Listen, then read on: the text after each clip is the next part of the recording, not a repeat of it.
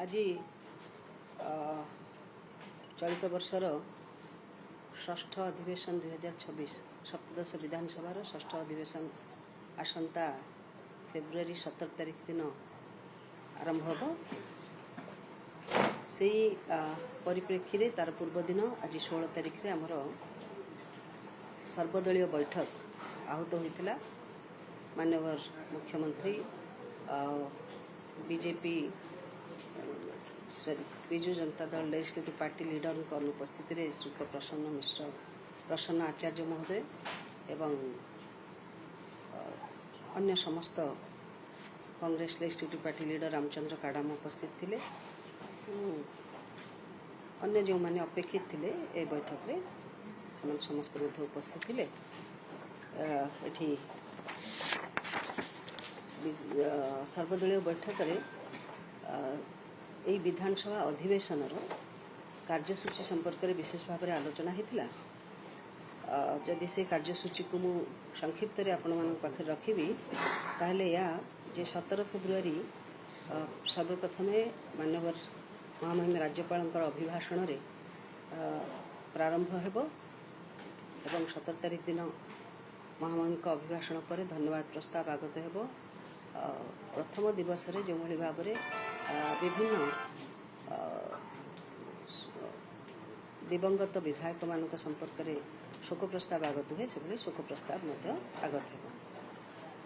परवर्ती समय 18 एवं 19 तारिख ये 2 दिन धरी महामहिम राज्यपाल अभिभाषण उपर धन्यवाद प्रस्ताव आगत करा चीफ व्हिप माध्यम एवं से विषय 18-19 फेब्रुआरी 2 दिन धरिक आलोचना रही। चलित अधिवेशन बजेट अधिवेशन होता कारण 20 फेब्रुआरी दिन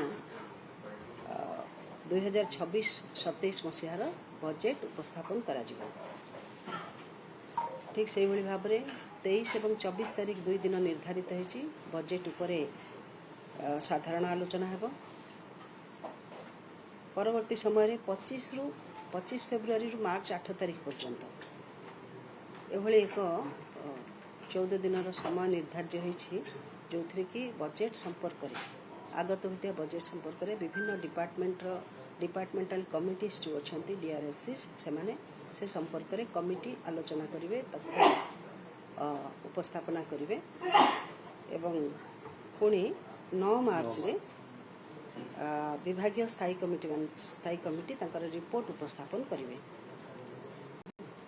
परवर्ती समय पूरा लंबा समय 10 मार्च रु 30 मार्च पर्यंत ये जो अनुदान खर्च दाबी संपर्कित आलोचना विधानसभा गृह रे हेबो।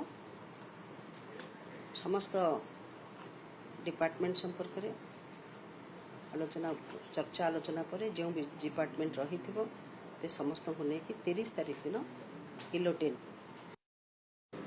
31 मार्च से विनियोग बिल उपस्थापन हो भाव में चलित बजेट अधिवेशन में आगत बजेट राज्यवासी विकासमूलक कार्य आरंभ कर भिन्न राज्य संपर्कित बजेट पूर्णांग प्राप्त हो।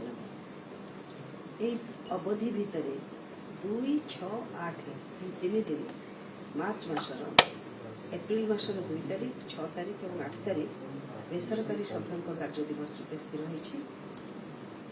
फेब्रुआरी 21, एप्रिल 4 और 7 ये 3 दिन सरकारी कार्य दिवस रूप निर्धारित होती।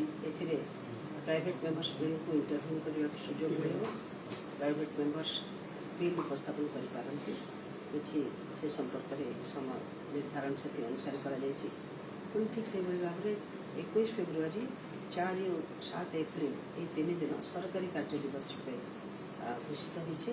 ए समय जहाँ किसी सरकारी कार्य निर्वहन करने कथा ताहा चर्चा आलोचना हो एक समय निर्घंट को आज सर्वदलीय बैठक में स्वीकृति मिली और एसहित समस्त दलर नेता मान पाखे उपस्थापन करी चलित सेशन ये समस्ते सहयोगी भूमिका निर्वहन करेंगे शांति श्रृंखलार सहित यही अधिवेशन पूर्ण हो। ये अधिवेशन बजेट अधिवेशन होता कारण यह निश्चित भाव में गुरुत्वपूर्ण ସମସ୍ତଙ୍କ ପାଇଁ राज्यवासीଙ୍କ ପାଇଁ ଏହା गुरुत्वपूर्ण बैठक अधिवेशन ए अधिवेशन समस्तଙ୍କର सहयोग कामना करथिले समस्त एप्रति स्वीकृति प्रदान कर आशावादी जे बजेट अधिवेशन चलित षष्ठ अधिवेशन निश्चित भाव में शांति श्रृंखलार सहित परिपालित हो।